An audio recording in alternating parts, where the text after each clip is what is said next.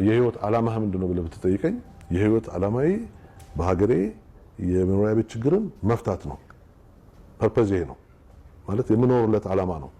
እኔ ብቻ አይደለሁም ብዙ ይሄን የተጋሩ በጣም ትልልቅ መሪዎች አሉ እዚህ ውስጥ ልክ እንደ አንዴት ቢልበል ልክ እንደ ሚሽን ተልኳችን የመኖሪያ ቤት ችግር መፍታት ነው። እሱን እንግዲህ ከተሰሩት ነገሮች በኋላ ልታነሳው ይችላል። ከዛ መጥቼ ስል እዚህ ያሉ ትልልቅ መሐንዲሶች ናቸው። በቃ አንዱ 100 ሺህ ያለ አንዱ 200 ሺህ ያለ አንዱ 10 ሺህ ያለ ብቻ ምልህ ታሽቶ ተጨምቆ ምን ተብሎ ወደ 60 ሺህ ቤት ደረስን ማለት ነው። 60 ሺህ ቤት እኛ ስንረዳው ለኛ ዝም ብሎ 60 ሺህ ቤት ቁጥር አይደለም። 60 ሺህ ቤት ስትለን 60 ሺህ ቤት የሚፈልገውን አሸዋ፣ ጠጠር፣ ባቺንግ ፕላንት፣ ኮንስትራክሽን ማሽነሪ፣ ዲዛይን፣ ሌሎች የግንባታ አቅርቦቶች፣ የሰው ኃይል እነዚህ ሁሉ ለኛ 60 ሺህ ስትለን ፎርሙላው ይሄ ነው። በዚህ መልክ ነው የምናስበው ማለት ነው። ዝም ብለን 60 ሺህ ብለን አይደለም የምናወራው። አጠቃላይ 60 ሺህ ቤት በ5 ዓመት ለመስራት በምልህ 13 ባቺንግ ፕላንት ነው የሚያስፈልገው። 3 አለን 10 እንዴት ያቅተናል? አየው እንደዛ ነው እንትኑ። ጠጠር መፍጫ 3 አለን አናዘር 5 6 መጨመር ምን ያስቸግረናል? መሐንዲሶች ይሄን ያህል አሉን።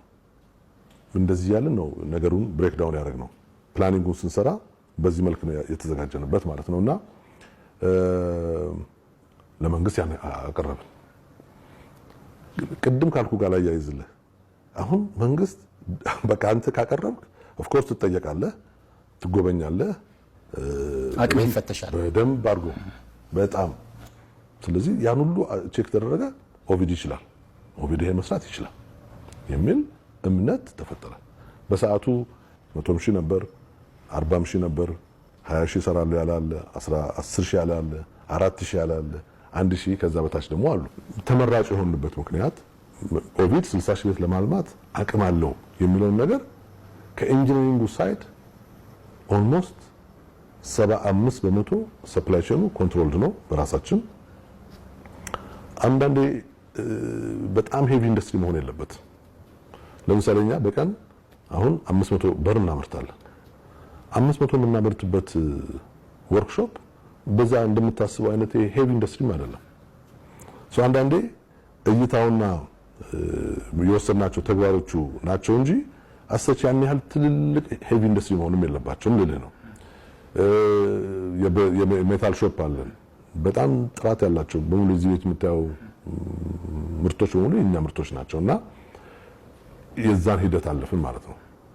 እንግዲህ ልክ እንደኛው 40 ሰራለሁ ያለው 40 ሺህ ያለው 1 ሺህ ያለው 20 ሺህ ያለው ተቀባይነት አግኝቶ እንደ መጀመሪያ እንደመሆኑ መንገድ ያስል ደግሞ መንግስትም የተወሰነ በቃ እንዲጀመር ከመፈለግ ከመጓጓት የጎደለውን መንግስትም ይሞላለው በማለት ነው የገባ ነው። ከዛ እንግዲህ አሁን ምን ያህል አላችሁ ብለህ ካልከኝ ብዙ አይደለም። ፊልተር እየተደረገ አንዳንዱ ባለው የተለያዩ ምክንያቶች ትቶ ይወጣል። መንግስት ገንዘብ አይሰጥህም።